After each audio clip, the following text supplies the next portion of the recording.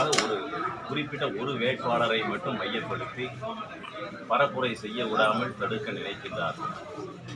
மற்ற நபர்களுக்கெல்லாம் அந்த பிரச்சனை கிடையாது. என்னுடைய நேரத்தை விரயமாக்க வேண்டும் அப்படிங்கிற நோக்கத்தில் ரொம்ப தெளிவாக இருக்கின்றார்கள். நானும் ரொம்ப தெளிவாக இருக்கின்ற மக்களை சந்தித்து என்னெல்லாம் விஷயம் வைக்க முடியுமோ அதெல்லாம் வைக்க முற்படுவேன். இந்த அச்சுறுத்தல்களுக்கெல்லாம் பயப்படக்கூடிய நபர் நான் கிடையாது. எதுவாக இருந்தாலும் சரி வழக்குகளை சந்திக்கிறதுக்கும் நான் நேற்றைக்கு நடந்த விஷயம் ஒரு பாதி மட்டும்தான் உங்களுக்கு தெரியும். பறக்கும் படை என்று சொல்லக்கூடிய நபர்கள் அத்தனையுமே மாநில அரசாங்கத்தால்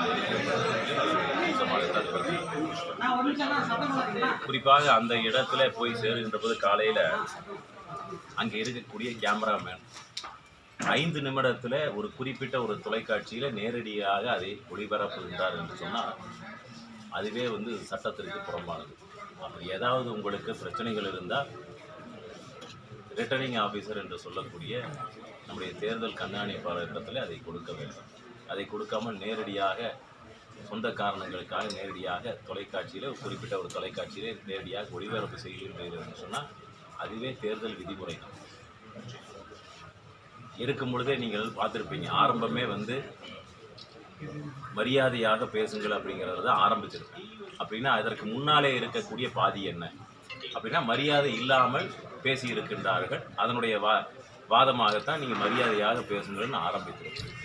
அதனால் அவர்களும் அதற்கு முன்னால் என்ன சொன்னாருன்னா, தேர்தலில் நீங்கள் எப்படி நீங்கள் வழக்கு போடுவோம், நீங்கள் எப்படி நான் பார்த்துக்கிறேன் அப்படின்னு அவர் சொல்ல, நானும் வழக்கு தொடுப்பேன், நீதிமன்றத்தில் பார்த்துக்கொள்ளலாம் அப்படிங்கிறது நானும் சொல்லியிருக்கின்றேன்.